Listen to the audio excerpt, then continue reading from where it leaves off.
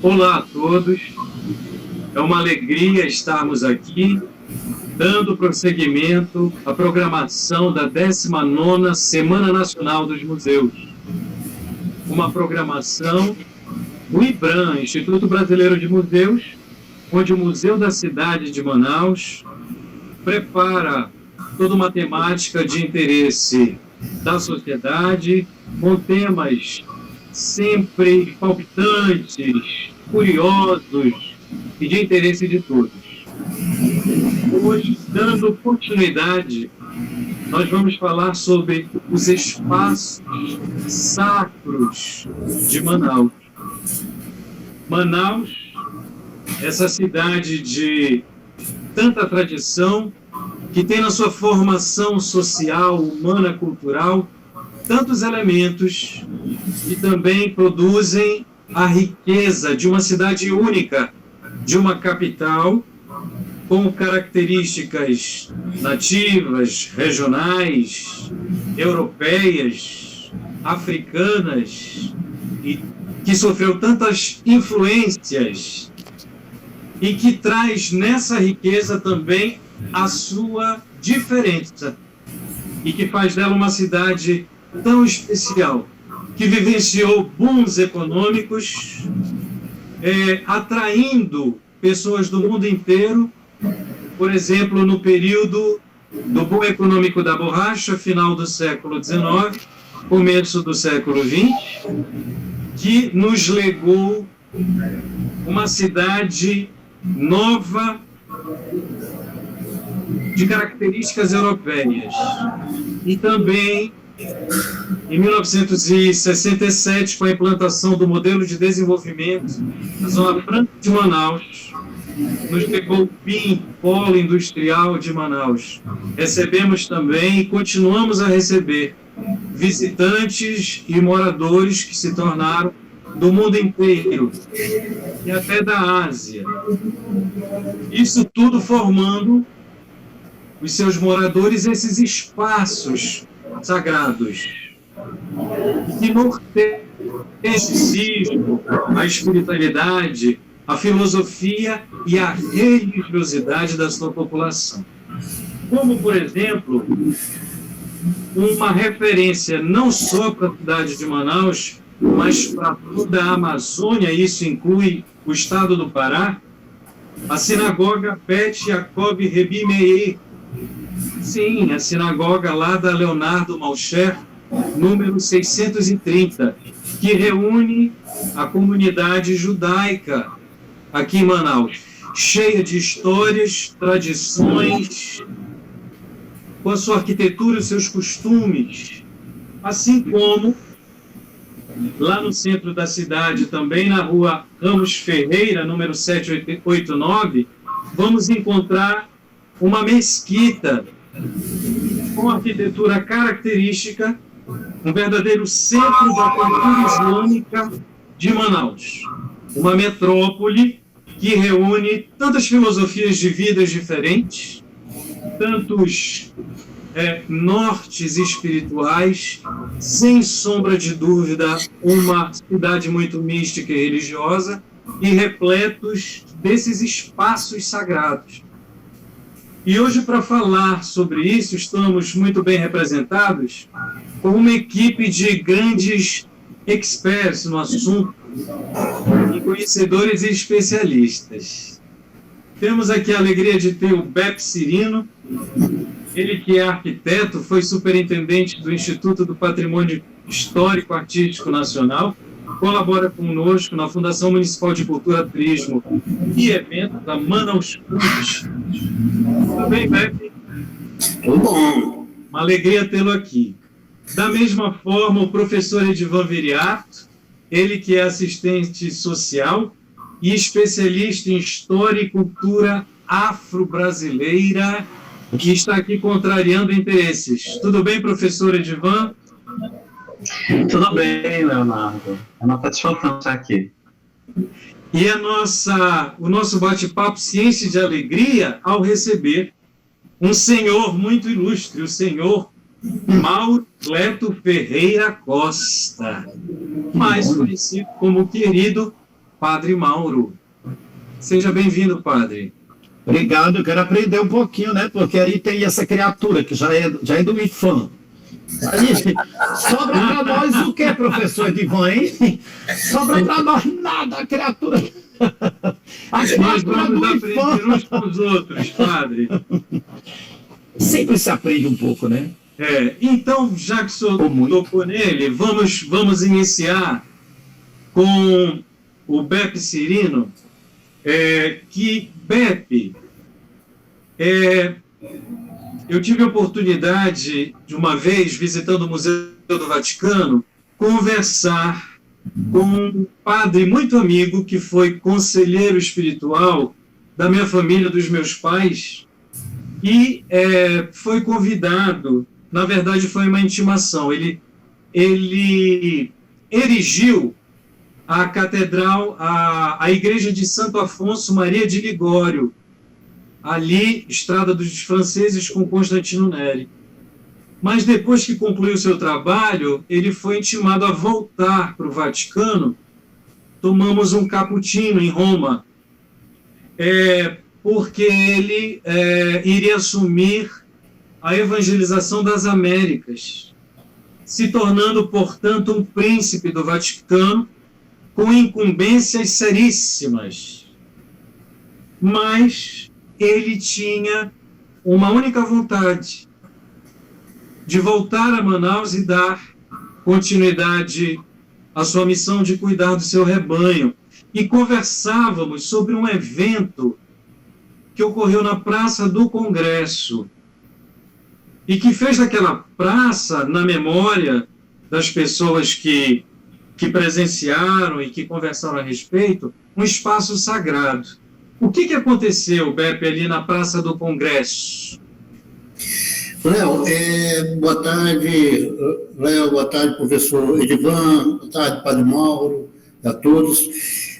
Veja bem, a Praça do Congresso é até gozado, né? Porque hoje o pessoal diz, a Praça do Congresso, que congresso? Aí tem pessoas que dizem assim, mas foi o primeiro congresso eucarístico, nacional, não, mas o primeiro foi em Salvador, na Bahia, né? E fica essa coisa. Começamos a pesquisar, olhar por que a Praça do Congresso. Então, nós fomos ver que em 1942 houve realmente o primeiro congresso eucarístico, só que diocesano. Ele não foi o Congresso Eucarístico Nacional. Então, mas marcou para a cidade, em 42 era um evento, né, uma população quase que toda religiosa, principalmente católica, né? Então, aquilo ali foi um evento que marcou a história da cidade. Tanto é que podem botar 10 nomes na Praça do Congresso, ela vai continuar sendo a Praça do Congresso, né? Isso foi muito bom, porque é sinal que marcou muito a população, né? Se muda hoje, se muda nome de rua, se muda nome de tudo. Cada um que vem resolve botar o seu nome lá, a sua marca. Mas a Praça do Congresso não mudou.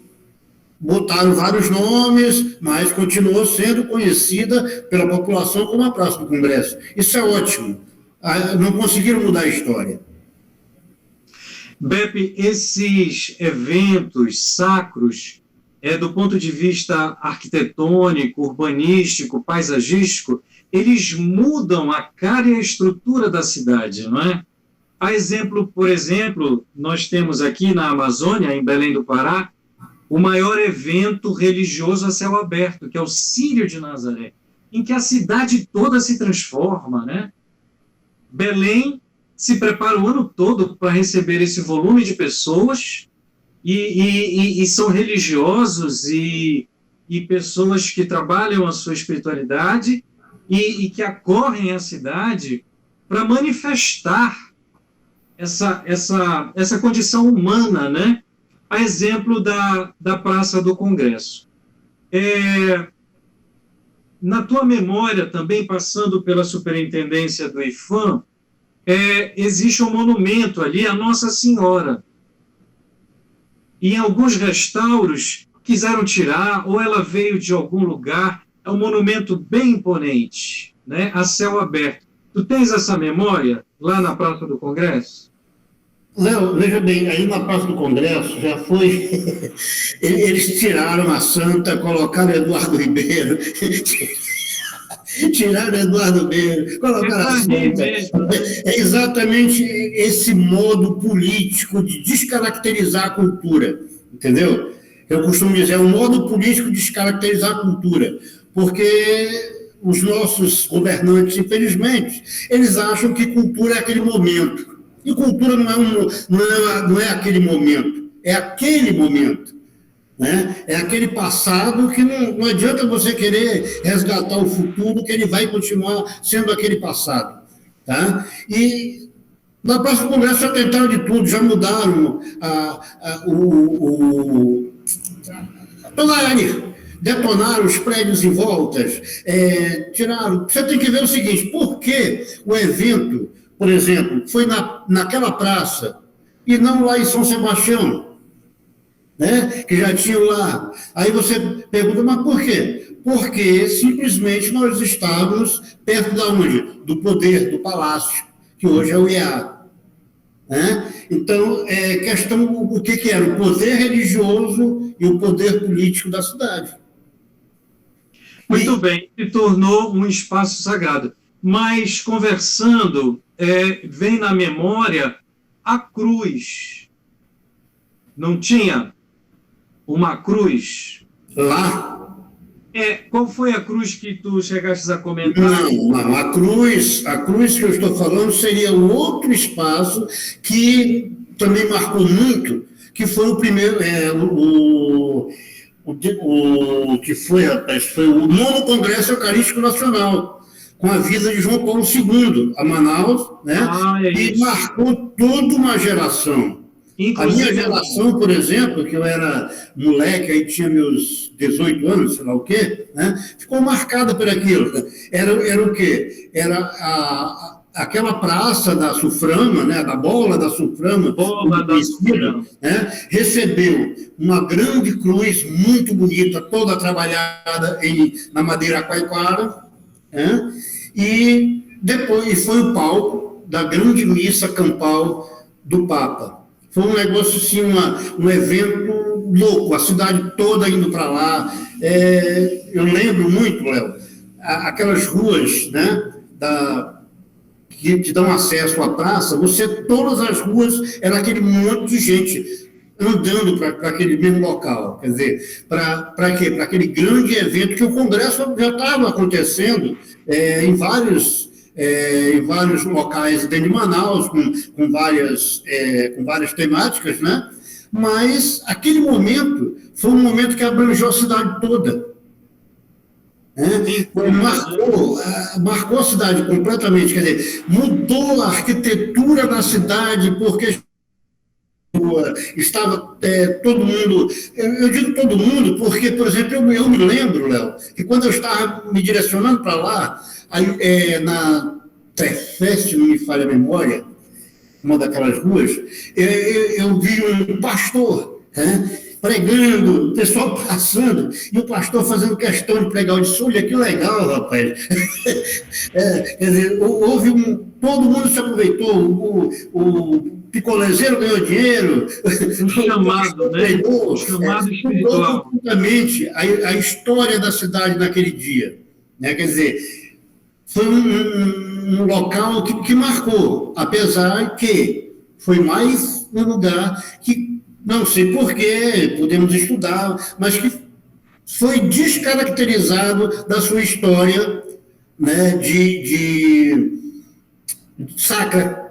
Eles tentaram de tudo, mudaram completamente aquele lugar, né, nervoso do distrito industrial, se construiu um elefante branco, muito bonito lá, né? Se construiu o Festival Folclórico do Amazonas, foi para lá, mas na realidade ali nada mais prosperou. A gente chega, eu estava até brincando, dizendo, será que vai ter que vir outro Papa celebrar uma missa lá para voltar a ser sacro aquele local, voltar a alguma coisa se fixar aí na arquitetura, em tudo ali? É um lugar muito difícil, Léo. É até questão de se estudar bem aquele local. É por isso que a nossa programação se justifica para que ocorra esse resgate de memória e a gente colabore e repense a cidade e esses espaços sacros que iniciam e não terminam. Eu também tenho na memória da infância muito nítida, que também meus pais me levaram e a minha família até a Bola da Suframa. E foram duas experiências que eu tive com Karol Wojtyła, o Papa Pop, o Papa polonês, o Papa P, que lá o povo enlouquecido na sua chegada gritava a plenos pulmões: rei, rei, rei, o Papa, rei, rei, rei, rei, o Papa é nosso rei. E ele prontamente: não, não, rei, Deus. E foi ovacionado, as pessoas amavam. A segunda experiência também em Roma, na transição papal. Ele já nos últimos momentos, eu me dirigi à Piazza do Vaticano, de São Pietro, e foi quando ele cedeu o lugar e a fumacinha já, habemus papam, para o Papa da Alemanha, que ficou pouco tempo. Então, esses eventos sacros são de uma importância enorme e, por isso, precisam ser lembrados. Agora, tu me falaste que a cruz saiu de lá. E foi para onde? Rapaz, essa cruz, inclusive, eu fiquei procurando. O que fizeram? Será que destruíram? Será que o local não está, como é que se diz, jurado por causa disso? Não, mas a cruz foi levada para Nossa Senhora de Fátima, na Praça 14, e está lá em frente, né? E precisando de um restauro, com certeza, mas está lá ainda marcando a presença. Então já temos um progresso, já sabemos onde ela está. Deixa eu fazer um comentário só, mesmo intervindo na... Você sabe que uma alegria. coisa...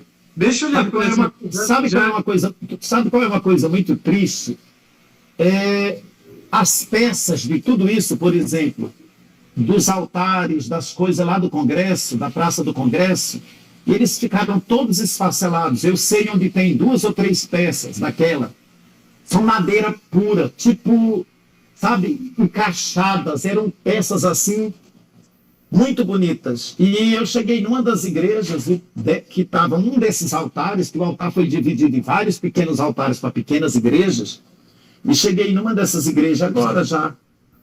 E o padre tinha botado esse pedaço de madeira bonito lá no fundo da sacristia e tinha colocado um altar de mármore, sem nada a ver, alho com bugalho. Porque eu não posso dizer onde é a igreja, porque senão eu vou me derrubar do... Mas tem muita gente ignorante por metro quadrado, estúpida, que não sabe da história, que não quer saber da história e sai derrubando tudo. É como num prédio antigo, você chegar, alguém meter no chão um negócio que dá um brilho no chão e fica uma coisa assim esdrúxula. Você olha e diz assim, meu Deus, o que enfiaram nesse... Por exemplo, no Carrara, você queria limpar a Carrara metendo um silicone, não se limpa silicone com Carrara. E deixa padre, o Carrara como ele está sujo, é patrimônio, está lá. O senhor está falando de restauro, e eu sei que o senhor teve uma experiência com o restauro da Catedral Metropolitana, a Igreja da Matriz, consagrada a Nossa Senhora da Conceição. Qual foi a sua experiência lá? Quando começou o problema lá para fazer o restauro, aí o governo que entrou, graças a Deus, o Roberto não é fácil, mas pelo menos a nível cultural ele é bom de trabalhar. Ele não é fácil de conviver, porque é uma sumidade, né? Fica assim. Mas o padre da época lá pediu, junto com o bispo, que eu ficasse o responsável da igreja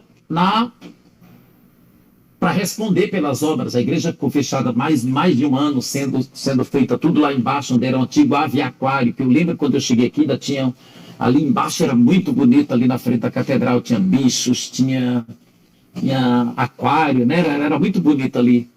Isso em 1910, né? Quando eu cheguei aqui nessa terra. Mas a coisa que para mim ficou interessante foi descobrir embaixo de cada parede, de cada lugar, aquilo que era a história do próprio lugar. Que às vezes é muito. Eu digo, acho que o Beppe sabe bem mais do que eu.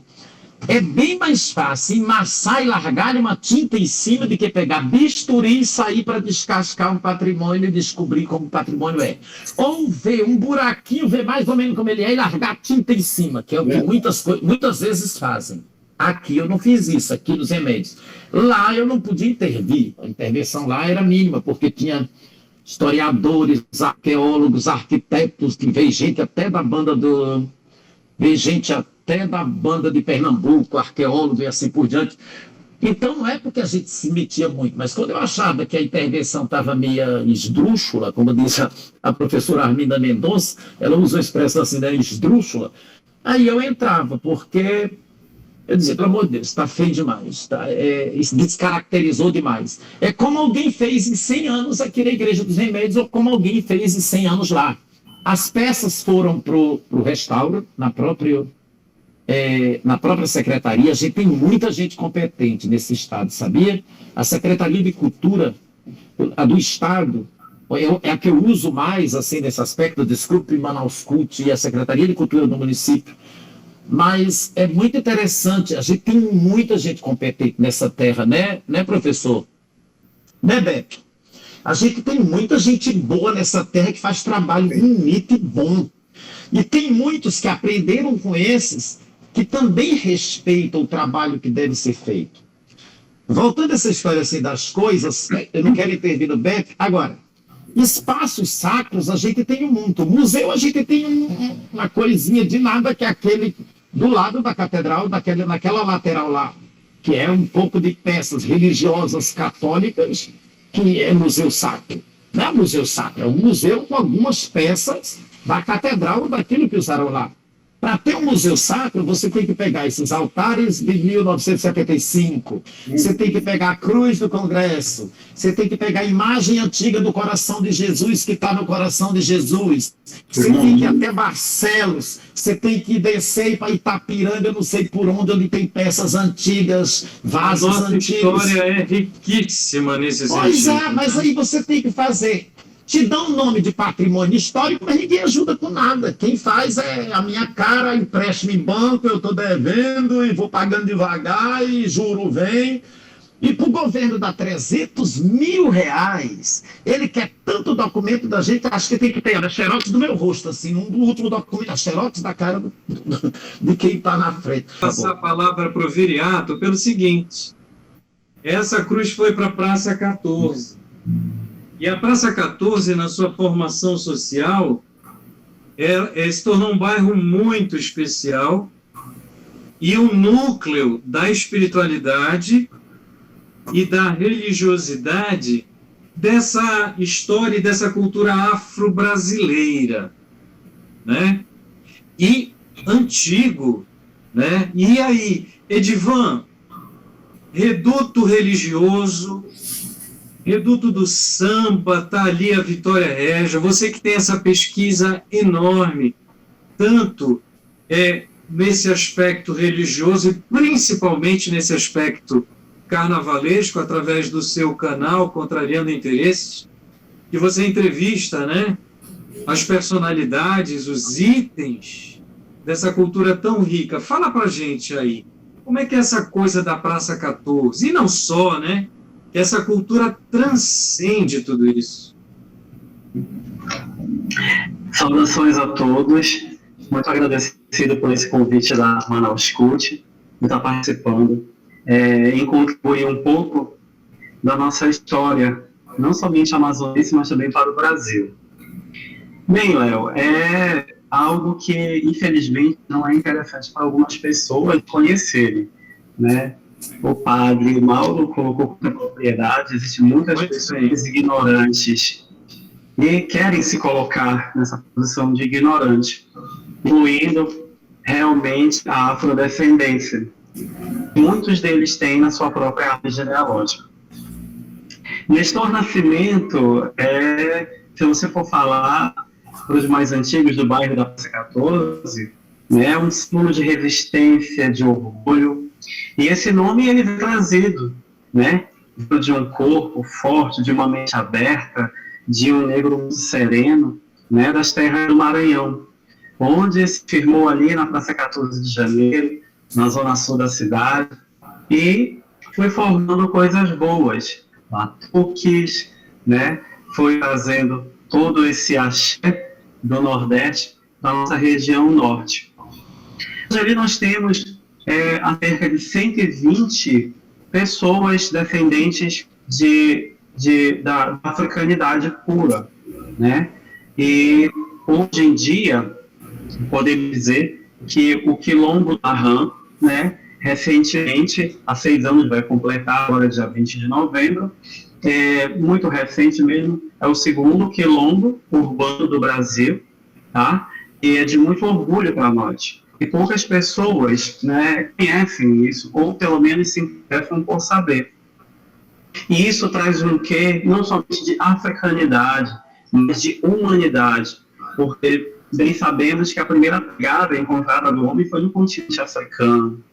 Né? Você pode ter a pele branca, os olhos claros, o cabelo dourado, você tem a sua africanidade, com certeza, buscando a sua árvore genealógica.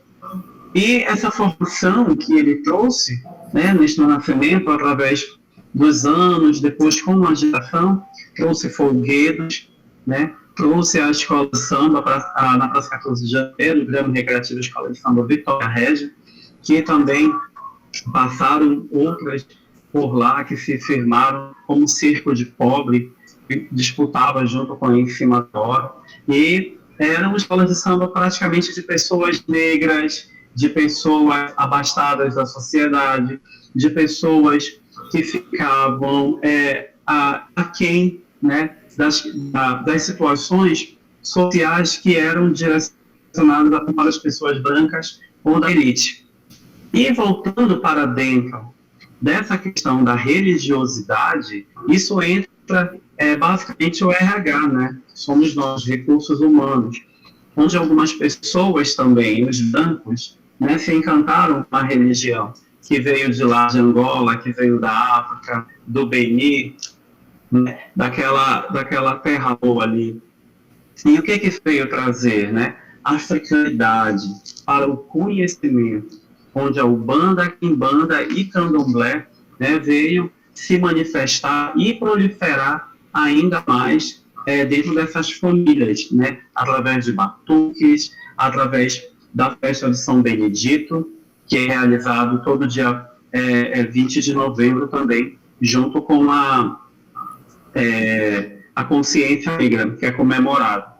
E isso fortalece ainda mais os laços, né, através de uma comemoração em volta de comidas típicas, como a feijoada, o vatapá, né, que tem toda aquela história do dendê ali, e soma com os temperos amazônicos e faz essa miscigenação.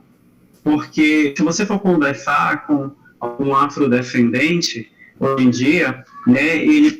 Que é santo você cultua? Por que santo você reza?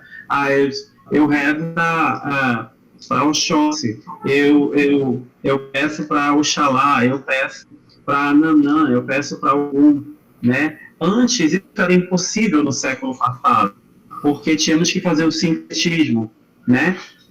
Que tínhamos que rezar para São Jorge, que não podíamos falar Oxóssi, devia falar Santa Bárbara, ao invés de falar em Ançã. Então, isso era inimaginável.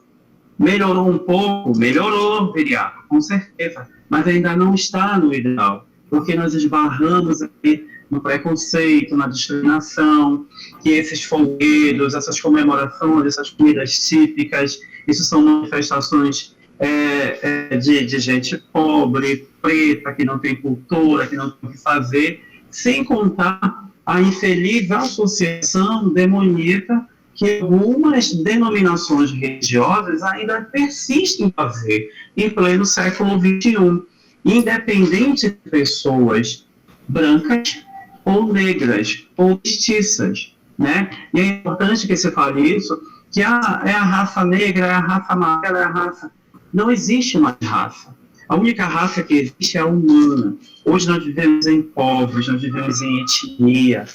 E, passando por toda essa situação, trazendo para a contemporaneidade, dentro dessa religiosidade africana, e qualquer denominação religiosa, se nós não aprendermos com o que a pandemia está nos trazendo, não vamos aprender mais, porque nós vamos deixar de ser humanos. Fantástico. Edivan, existe um longo caminho, né, de conquista e aprendizado. Só que você falou em melhorias, e além desse quilombo maravilhoso, o tempo passa rápido, são 6 anos,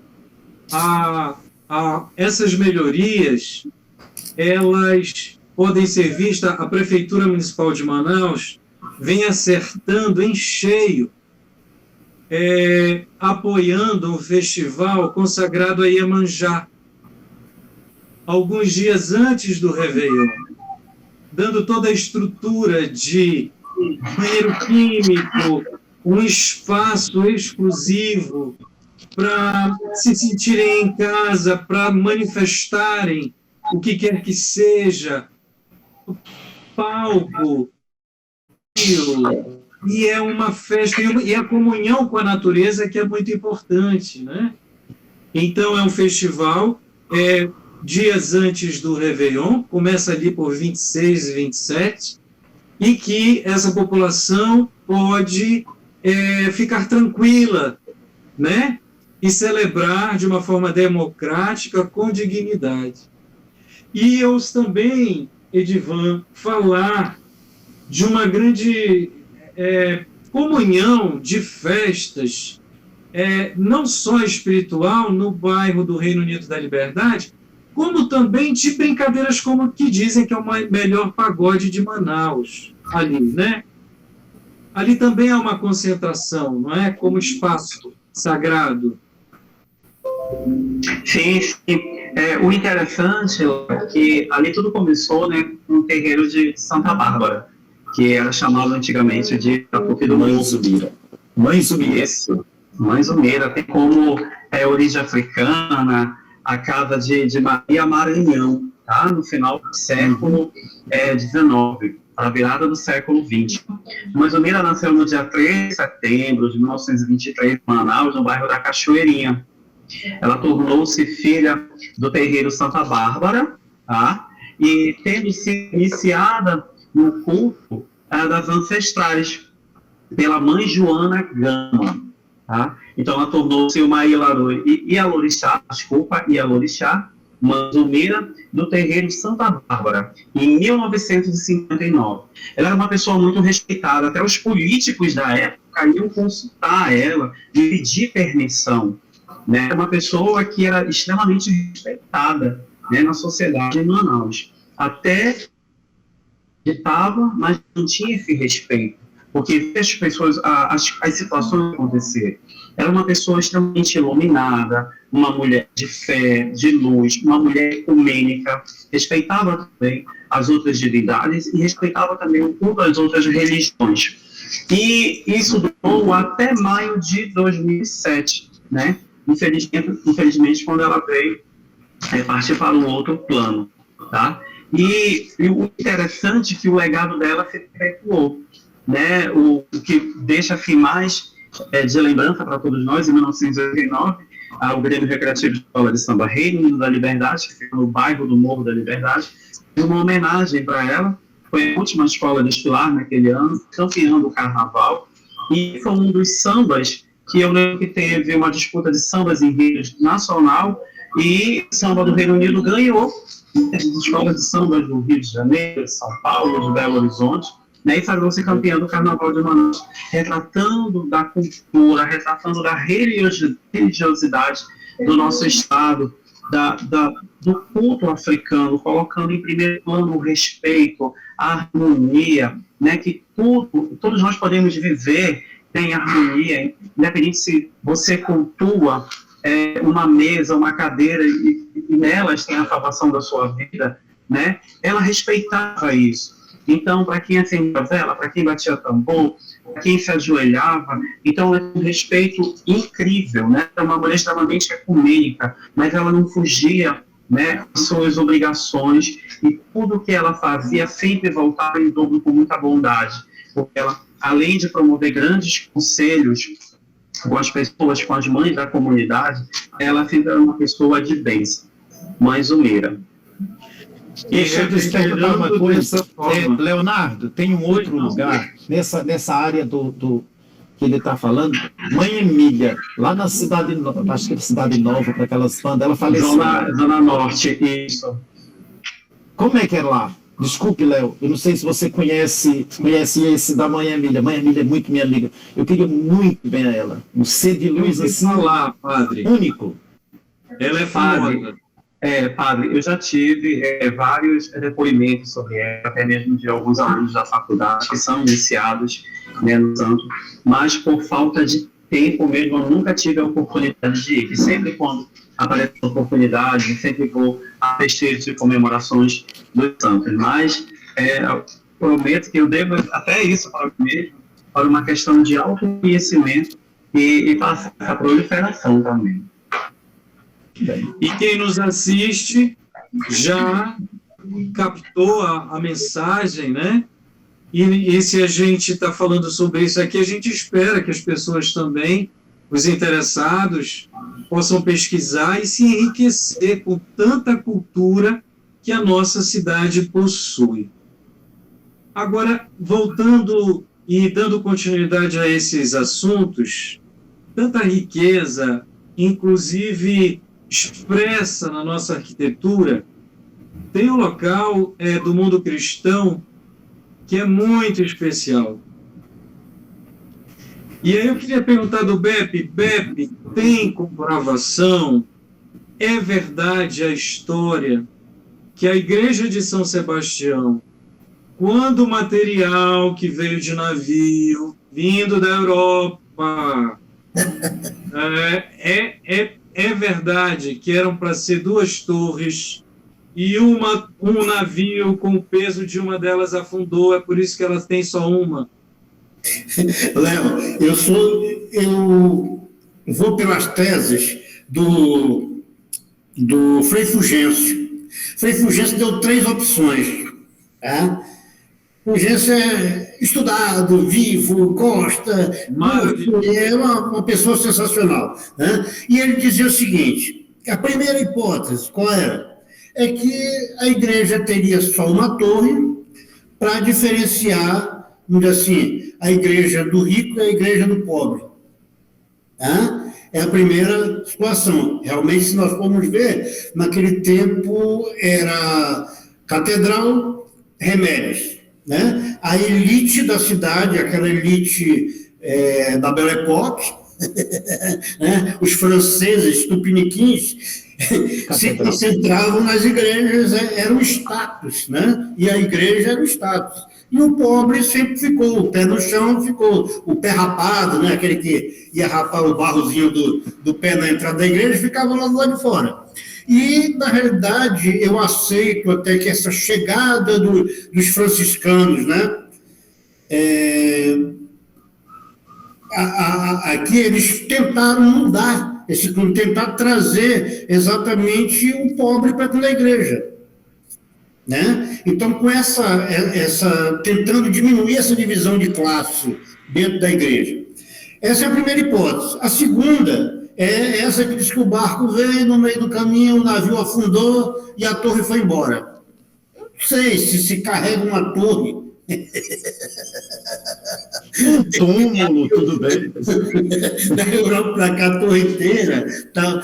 Não sei, acho que aquilo ali seria erguido aqui. Se dissesse assim, o sino caiu dentro d'água, outras coisas, aí tudo bem, mas a torre é meio, é meio esquisito. E o terceiro, que também que eu aceito, é que o terreno era muito estável. Tá? E eles ficaram com medo, os engenheiros na época ficaram com medo de colocar outra torre por causa do peso em cima do terreno. Pode ser, pode, porque nossa Manaus era cortada por igarapés, né? Era uma área muito estável, principalmente aquela parte do centro. Né? Então, há essas três hipóteses. Eu continuo acreditando na primeira. Sabe? Foi melhor, não, vamos parar por aqui, vamos fazer um diferencial, já tem a Igreja do Remédio, tem a catedral, com a imponência da catedral com suas duas torres, onde a elite amazonense frequenta. Então, vamos fazer aqui um negócio mais caboquês, né? E deixar só uma torrezinha aqui para tentar agrupar esses outros fiéis que estavam até com vergonha de adentrar na igreja. Agora é gozado porque foi feito isso tudo e depois a igreja de São Sebastião hoje talvez seja uma das mais elitizadas, né? Que mais a elite gosta, né? E apesar de tudo juntou ali os poderes da época, né? Que foi a igreja, a arte, né? E a justiça. Ficaram concentradas naquela área. Então, quer dizer, ao mesmo tempo que era para abranger o pobre, ela empoderou com sua posição de um largo, de um teatro, do Palácio da Justiça, né? Então, virou um negócio totalmente diferente. Tá? Eu prefiro acreditar por isso aí. Muito bem, ela é uma verdadeira obra de arte, né? Linda. Assim como desse período da Belle Époque, me lembrando ali da Ponte de Ferro, né? No período que os ingleses estavam conosco, e um dos prefeitos cedeu aquela área ali, ao redor da ponte, para que fosse construído o Patronato Santa Terezinha, que administra muito bem o Museu do Índio, o espaço de memória, o acervo antropológico, um dos maiores do Brasil, e o espaço sacro com as atividades educativas do patronato dedicado a Santa Terezinha. E Manaus é muito rica nesse sentido. Inclusive, a saudade do Frei Fulgêncio, que foi pároco, né, Frei Capuchinho, ali na São Sebastião, e que fez um trabalho social enorme, né? O centro social ali da Tapajós é fantástico. E para quem não sabe, ele deixou Manaus para cuidar da saúde, a contragosto, né? Mas tem que obedecer. Ele é um servidor do Cristo e se encontra na Úmbria italiana, né? Se recuperando, porque também a idade chega para todo mundo. Ele que trabalhou e ajudou muita gente aqui na cidade de Manaus. Assim como o Padre Mauro, com toda alegria, com todo esse amor aí. Padre... Batedor de tambor. Também, é isso aí. Você tem que conhecer um pouco das culturas, senão você fica para trás. Você sabe, a gente falando de tudo isso, estão tentando passar uma lei agora municipal para tirar das escolas públicas a questão da afrodescendentes, as culturas africanas, a religiosidade africana, questões de gênero. Tem umas coisas assim que parece que a gente volta para trás, o mundo vai para frente e a gente... Triste, né, padre? É triste porque são leis, os caras vão ficando doidos. A gente pensa que está indo para frente e vem alguém faz uma... A gente regride de forma aterradora, infelizmente. Não é? E tem um grupo, graças a Deus tem um grupo que está atrás disso, já se reunindo para fazer esse trabalho contrário. Graças a Deus. Agora, padre, nessa questão da dinâmica cultural, até o escritor Milton Atum, escritor amazonense que conseguiu uma fama nacional e até internacional, nos seus 2 livros, Os Dois Irmãos. E ele descreve um pouco da infância e também relatos de um certo Oriente, a descrição desse Oriente no Amazonas, do Oriente, dos árabes, dos sírios libaneses em Manaus, que alguns se cristianizaram e tocaram a Igreja dos Remédios, né?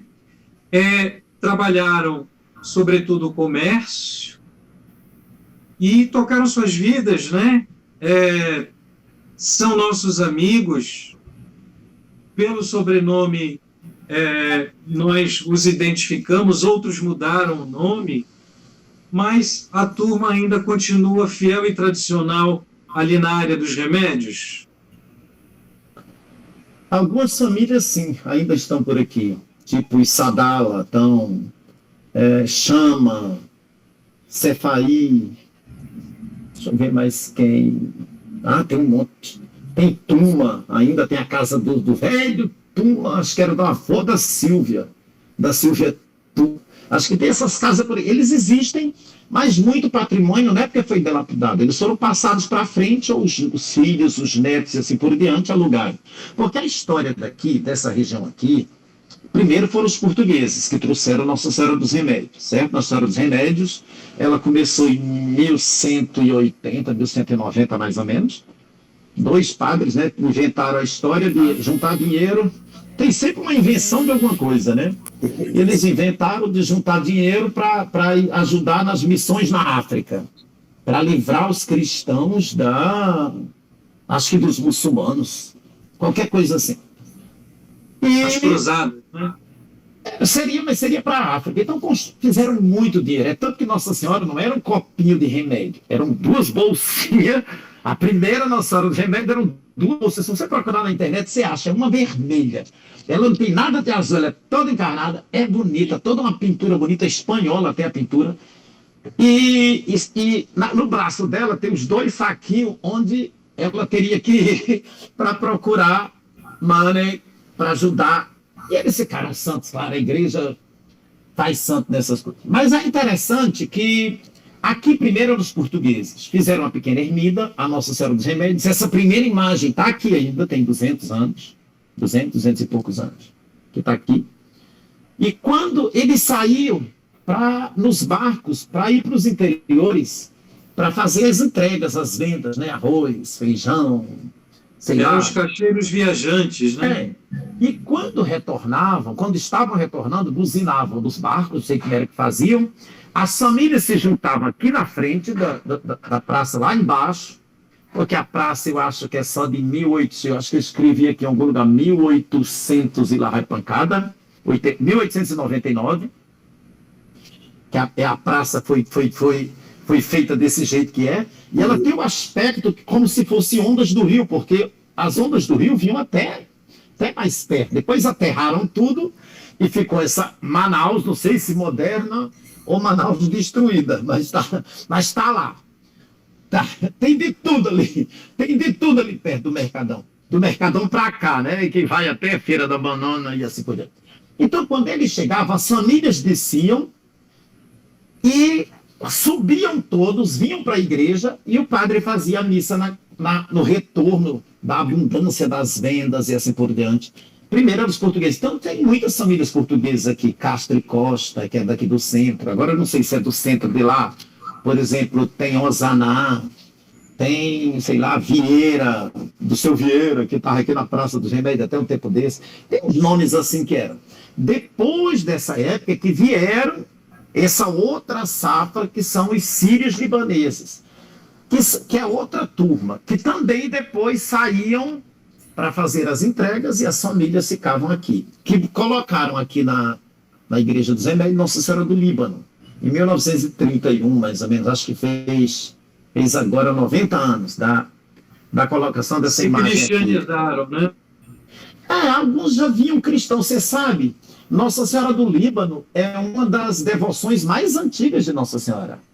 Porque Nossa Senhora, segundo históricos, ela passou de burrinho a pé, vindo de Israel, vai, até chegar a Éfeso, onde ela parou, até João morrer de velho com 100 anos, enchendo a paciência de todo mundo e escrevendo os textos deles e assim por diante. Sem paciência tem que tirar do texto, tá? Tem que editar, porque aí já é brincadeira minha. E aí nasceu esse espaço aqui. Essa parte mais antiga é essa que é da torre. A torre, antigamente, a igreja primeira era de costa para o rio. Depois, com toda essa inovação, que é essa parte onde é o presbitério hoje. A Santa Ficava. Depois fizeram aquela parte lá, que é de 1901, começa aquela construção, que é a igreja nova, que diz que é a igreja nova. É mais ou menos como foi construída a de São Sebastião, porque a de São Sebastião, ela era comunidade daqui. São Sebastião era a pequena comunidade dos remédios. Tinha uma briga muito grande naquela época entre os poderes. Porque um padre da catedral pegava de Parintins do lado de lá, todo aquele lado, e o padre dos remédios pegava o outro lado do rio e ia-se embora. Eles ficavam disputando quem eram as criaturas mais poderosas, quem tinha mais terra assim para trabalhar, né? E existem livros dessas brigas, existem livros escritos disso na própria Cúria Arquidiocesana. Eu fui chanceler há alguns anos, então tinha possibilidade de ver essa papelada. Então a gente precisava ter um espaço onde a gente pudesse juntar, não coisas só católicas, mas um pouco de historicidade disso tudo, viu, professor Edivan? Um pouco disso tudo, das histórias dessa gente que fizeram a gente. Aí entra as irmãs, que entra o museu lá. Mas quem chegou aqui primeiro foram os portugueses, certo? Aqui, quem trouxe Nossa Senhora dos Remédios e que começou esse negócio aqui foram os portugueses. Depois, a turma síria-libanês, não sei se os portugueses ficaram ricos, foram lá para Eduardo Ribeiro, que aí é que tem... o povo que ficou com nomes, sobrenomes. Tem uns nomes e sobrenomes que parece que vale alguma coisa. Mas, e a turma ficou aqui, que é a turma que trabalhou e ganhou dinheiro. E muito, e não ganhou pouco, não. E aí tem a outra turma, que são esses que você falou logo no início, que é a turma que são os Assayag, que são os Ben Shimol. Essa turma toda é judaica. É outro povo, é outra cultura. Tem um ou outro que é católico, mas geralmente, por princípio, não são. Por princípio, eles são judeus ferrenhos e convictos. Eu acho bonito isso também, porque faz parte de todo esse... Porque faz parte de tudo isso. O senhor falou da beleza dessa riqueza em termos desses espaços sagrados, com as suas características, né? A sua estrutura, a coroa, coroamento, a parte central, a base. Qual é o altar mais bonito que nós temos aqui na cidade de Manaus, dessas edificações? Seja a paróquia, a igreja, a catedral, seja a de Aparecida, que também congrega muitos fiéis ali. Na sua opinião, qual o altar mais bonito? Assim, tem que entender três coisas assim. Primeiro, aquilo que foi construído e aquilo que foi destruído. O daqui dos remédios foi destruído, certo? Era um altar belíssimo, altar todo em lenho, estuque, era uma coisa assim estupenda, e não dá para você restaurar, porque não tem espaço para restauração. Você tem que reconstruir em cima daquilo que você tem. O IFAM, a diretora do IFAM já disse, contanto que fique pelo menos parecido, esse é meu próximo passo. Eu sei que esse vai ser meu próximo passo. E custa uma fortuna, porque são arquitetos, historiadores, tem os curiosos, tem todo mundo quer a sua parte, né? E eu tenho que arranjar bala para pagar. O altar da catedral, ele veio todo pronto. Esse sim, ele veio todo pronto, não foi construído aqui. O altar da catedral, em 1800 lá para cá, ele veio da Europa todo construído. Ali ele só foi montado. É tanto que atrás é todo de madeira. É só aquela partezinha, assim, 1 metro de largura, mais ou menos, que é o altar que está ali, que tem aqueles anjos em cima, o trono de Nossa Senhora, aqueles 2 buracos onde estão São Pedro e São Paulo, que eu acho que não são dali, porque eles nem cabem ali dentro, porque se fosse para ser dali, cabiam ali dentro. Tem um palmo de São Pedro para fora e um palmo de São Paulo para fora também. Então botaram uma imagem maior do que o lugar. A imagem eu acho que era para ser menorzinha, para ficar ali dentro daquele espaço sacro. E atrás tem a escadaria, que é uma escadaria antiga, bonita, que era onde os carmelitas moravam. Antigamente, 1900 e quando pegou fogo, em 1000, sei lá.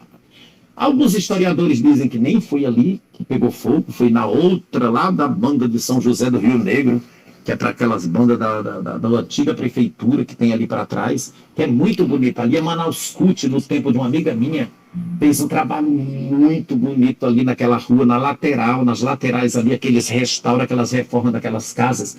A gente ia para nos programas, a sexta de noite, era muito bom. O senhor ainda tem a memória. Você lembra, Pepe? O senhor ainda tem a memória, vocês, da procissão fluvial de São Pedro? Peraí, deixa eu ver aqui uma coisa. Depois de São Sebastião, aquele altar já é coisa de Frei Fugência, aquelas 2 mãos assim com aquela canoa em cima, aquele é típico Frei Monacelli. É um altar bonito, eu acho bonito os vitrais e assim por diante, mas eu acho que é uma igreja escura. É uma igreja que precisa ter luz todo o tempo.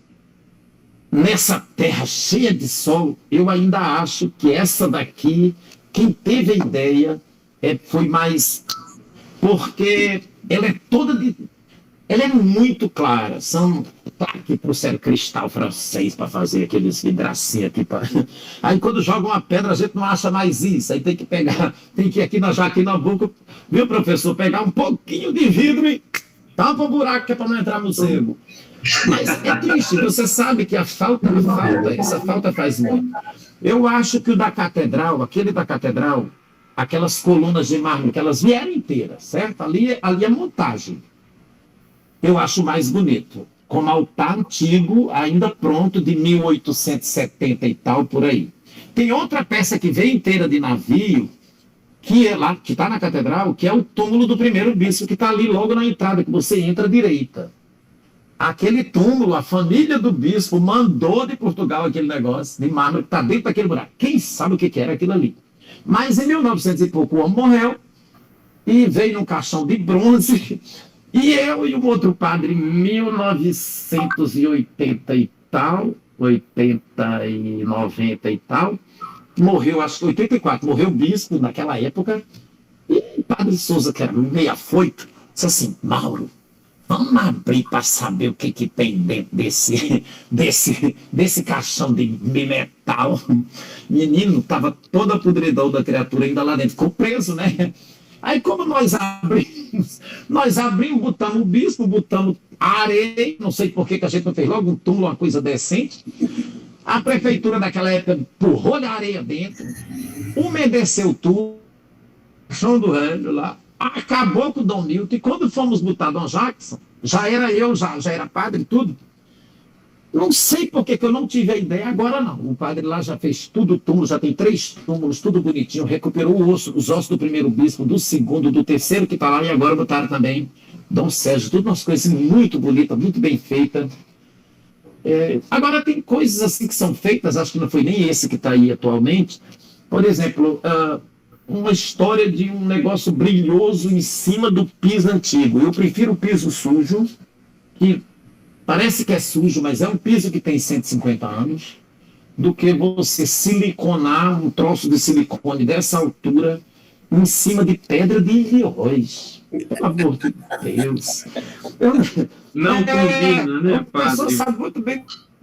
Acho que o Ivan também que é um curioso. Acho que espero que você também, Léo. Que são todos esses calçamentos aqui ao redor dos remédios, ao redor da catedral. Você largar um silicone em cima de um troço daquele. Eu vou fazer como a professora Maria Arminda Mendonça. É esdrúxulo, é desumano. Ou como o padre, uns antes de mim aqui fizeram, meteram uma tinta preta em cima da pedra, que os bilhões que sobre o altar. Olha, eu já meti tanto do removedor para ver se aparece esse negócio, não aparece nada. Viu? Não tem nada que tire, acho que foi um pum de algum capeta terrível que soltou tinta preta ali, que não tem jeito. Então, tem outra igreja que eu acho que é muito bonitinha, que pode, a igreja de Santo Antônio do Pobre Diabo, que é uma igreja que está sempre fechada, não sei se é patrimônio particular, se é patrimônio de alguém. Tem outras igrejas que são muito bonitas aqui, eu acho a igreja... Está um pouco desfeita. Nazaré, quando o padre fez um bucho para um lado, um bucho para o outro, a igreja ficou assim, retangular. E aquela parte central, que era extremamente bonita, a igreja pequena, gostosa. É da Vila Municipal. E a quase histórica, que tem 100 anos, da Vila Municipal. Foram os freis franciscanos que fizeram aquela igreja também, os capuchinhos também. Tem outra igreja bonita, deixa eu ver, a de Santa Rita. Santa Rita de Cássia é uma igreja bem velha, uma igreja que tem bem 70 anos. Um templo que pode ser visto, um desses mais antigos, batista. Tem uns templos batistas aqui muito antigos, presbiteriano muito antigo, que podem ser visitados, que são peças bonitas. Agora, eu não sei mais, que tem uns 20 anos que eu não entro, então se já remodelaram. Às vezes as pessoas trocam uma peça antiga por uma nova, achando que está fazendo bem. Eu tenho aqui na casa paroquial uma das peças do altar principal de madeira da Igreja dos Remédios de 1800 arrapancada.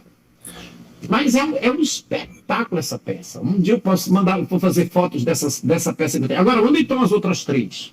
Em que casa que estão? Era bom a gente fazer uma pesquisa. Porque tem muita peça antigas nossas, até de vocês, do pessoal da Umbanda e por diante, Umbanda, Quimbanda, que estão também peças em casas familiares. Sim, Umbanda, Quimbanda e Candomblé. As jarras do Candomblé, alguma jarra, alguma coisa, eles estão em algum lugar e a gente não sabe onde estão. Tem peças que eram da catedral, eu sei onde estão. Tem casa que eu sei onde é, porque eu sei que não é a gente que tinha dinheiro para comprar aquilo.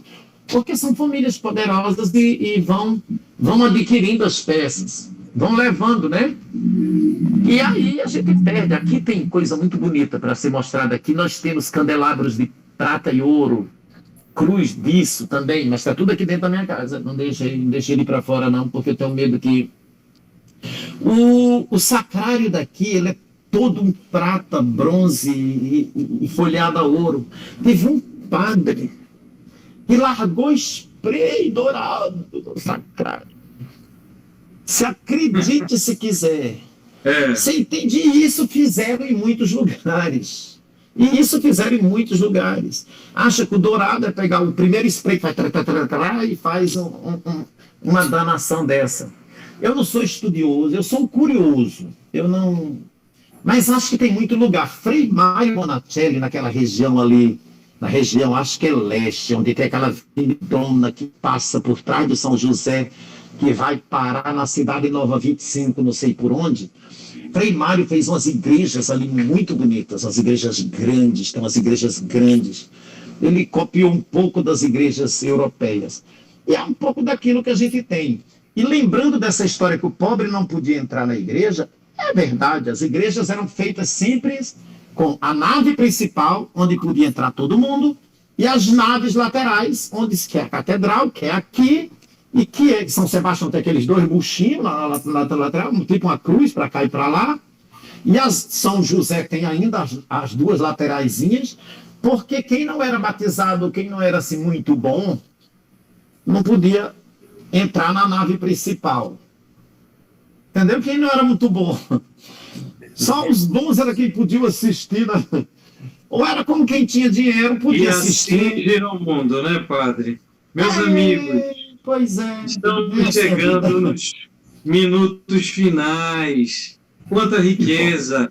Nós não falamos hoje sobre os cemitérios, as necrópolis, também parques sagrados, porque tivemos um dia exclusivo para eles, né?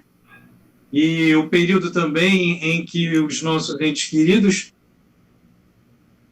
nos solos sagrados das igrejas, isso tudo foi considerado. Eu vou pedir que rapidamente vocês se despeçam e nos deem aqui uma mensagem e a reflexão sobre a nossa cidade e os espaços sagrados, começando pelo BEP. Tá aqui, Léo. Léo, falando nisso, não esqueça, já que que vão falar dos cemitérios, né? Da capela lá do cemitério São João Batista, que é muito bonita. Né? Sim, Muito rica em detalhes e tudo. Talvez seja o nosso que mais vai parecer assim após realmente do neoclássico, né? Negócio mais aprimorado, mais detalhado, né? Bom, gente, Padre Mauro, o Edivan, Léo, muito obrigado por tudo. E qualquer coisa, estamos aí para discutir, para debater, para enriquecer essa nossa cultura. Não deixar cada vez mais se perder no tempo, né? Porque cultura é isso, é tempo. E tempo leva tudo, se deixar, leva tudo. Né? As separações da cultura, as separações dos fiéis, as separações de tudo. Então, é exatamente isso. Nós temos que estar sempre, Léo, que não seja só essa vez, que sejam vários e vários, com salas maiores, ou assim que o Covid nos deixar, nos convide para uma sala presencial, né, maior, para que possamos debater os museus abertos, debater a nossa cidade como realmente um museu. Né? O lado bom, o lado artístico, o lado do passado dessa cidade, para a gente poder continuar. Nossa juventude não entende o nosso passado, ou seja, não entende o nosso presente. Tá? Muito obrigado por tudo. Nós é que agradecemos. Padre Mauro, por favor, divulgue aí as atividades da Paróquia dos Remédios. Não, aqui eu acho assim, a igreja está sempre aberta, é uma igreja que está aberta, ela está aqui, está aberta, até às 3 da tarde, agora na pandemia, nesse tempo, quando puder mais, a gente deixa até às 5, mas aqui a gente tem missa de terça a sexta-feira, no horário de meio-dia, sábado 17 horas, domingo 8 da manhã e 19 horas, mas eu acho que aqui a beleza não é essa. A beleza aqui é você entrar, sentar, e no silêncio do artista que pensou nessas colunas lindas que tem aqui, imensas, de 12 metros de altura, desses capitéis bonitos, que eu encontrei ouro lá embaixo e raspei, tentei, mas eu não quis fazer com aquela folha de ouro muito assim, quis fazer com um ouro mais envelhecido, porque senão fica assim, aquele ouro muito, né? É melhor uma coisa assim que fica. Mas senta, espera Deus falar. Eu acho que as pessoas têm que valorizar os espaços. É muito bonito os espaços que a gente tem para conversar com si, para conversar com Deus. Não importa que espaço que você vá. O daqui é esse. Eu, quando estava em Roma, uma época, eu não ia sempre, mas por uns 10 anos, eu ia sempre, ficava com o Padre Massa lá na Piazza di Spagna. E era muito bom, porque de tarde eu trabalhava, mas de manhã eu pegava sempre o primeiro trem para ir para a Praça de São Pedro, para ver a diversidade de gente. Línguas, povos, aquelas bandeirinhas de todos os países, com aqueles microfones, aqueles raidinhos em todas as línguas. Católicos, não católicos. Sabe que ele está com aqueles 20 mil japoneses que chegam ali, é católico. Eles vão ver cultura, porque eles são um povo culturalmente de busca cultural, que é o que nós aqui perdemos muito. Eu queria que as pessoas entrassem nos espaços, não porque são católicos, mas ou porque são das religiões afrodescendentes, afro-brasileiras, mas entrassem nos espaços para valorizar a cultura, o espaço cultural que a gente tem. Você sabe quantas vezes, quando está aberto, eu dou uma volta embaixo daquelas mangueiras ali do cemitério São João Batista, e a gente vai vendo só nomes, né? Aquelas mangueiras do São João Batista, vai passar ali na frente. Eu rezei tanto do ter, saí ali das graças aqui do B, que eu era padre lá, e aí passava para o Santo Etelvino e dizia, eita Santa, tu já está por aí. E vi tanto famoso ali, né? Naquela praça tem tanto do famoso. Quem é famoso? Né? Tá ali. A torre de um já caiu a metade, né? A coluna de um era muito grande, não resistiu, o tempo quebrou, está metade do chão. Eu brinco assim para a gente dizer que a gente tem muitos espaços, muitos lugares, e que pode ser valor. A gente tem muita casa bonita aqui perto, sabe? Patrimônios bonitos perto dessas casas religiosas. Nós temos ali, quem quiser andar ali pelo bairro do Céu, às vezes eu faço caminhada, que eu medo de entrar no beco, nos becos assim, porque eu não sei para onde vai parar, porque não tenho muito hábito. Mas quando eu estou fazendo, é muito bonito aquilo ali, aquelas casas. Você vê ali que ali é Portugal pura. É como se você estivesse no meio do bairro de Portugal. Um abraço a todos. Senhor, Professor, vem me visitar, viu? Muito obrigado. Edivan, traz um axé para mim aqui, bem bom um dia. Ok, pode deixar com você. Edivan, e aí o programa Contrariando Interesses? Quais são os próximos convidados? Quem quiser saber mais sobre o teu programa, onde é que pode achar? Então, Léo, sábado agora, às 21h, no horário do Brasília, eu vou estar ao vivo no Instagram, no programa Contrariando Interesses com Viriato, com o primeiro mestre-sala da Escola Samba Campeã de São Paulo, João Carlos. É uma pessoa afrodescendente que fez toda uma carreira no Japão como instrutor de samba, né? E voltou para dar esse feedback com a gente agora, que já está há alguns anos como primeiro mestre-sala e trouxe esse campeonato para a escola aí. Né? E vamos ter muitas novidades, né? Pessoas daqui de Manaus, Rio de Janeiro também. Eu estou fazendo algumas parcerias com as pessoas do Carnaval de Vitória, tá? E do Amapá também. Muitas novidades vêm por aí. Quem quiser acessar no canal do YouTube, só é colocar lá Contrariando Interesses com o Viriato, dar um like, um joinha, tá? Para a gente interagir. E para finalizar aqui, tá? Eu gostaria de deixar claro também que tem 2 municípios no nosso estado, o município de Barreirinha, onde tem os quilombolas de Santa Teresa, do Matupi, São Pedro, Trindade, Itaquara e Bofé. E o município também de Novo Airão, com a comunidade do Tambor, que faz um trabalho excelente lá, né, proliferando para as crianças, para os jovens, a afrodescendência, mostrando que deve-se ter respeito pela diversidade e ter dignidade por si mesmo, pela sua cor, pela sua origem de onde veio, pelo seu cabelo cacheado.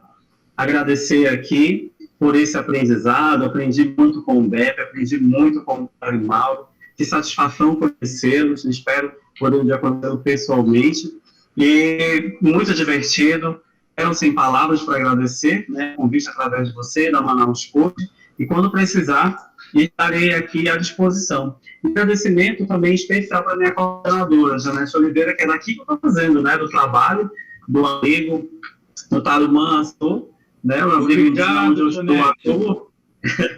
E se não fosse ela abrir esse espaço para mim, eu ia ter que gravar outro horário, mas graças a Deus deu tudo certo, só tenho a agradecer. Muito obrigado. Edivan Viriato, nós é que agradecemos e muito axé. Galera, essa foi a nossa programação, os espaços sacros da cidade municipal. A semana continua com assuntos fantásticos, como o impacto na cadeia econômica e cultural com a paralisação de um museu. Praças como museus a céu aberto, mercados históricos e o grafismo indígena. Contamos com a sua participação. Esses assuntos são referentes à 19ª Semana Nacional de Museus, o futuro dos museus, recuperar e reimaginar. Muito obrigado, pessoal. Até mais.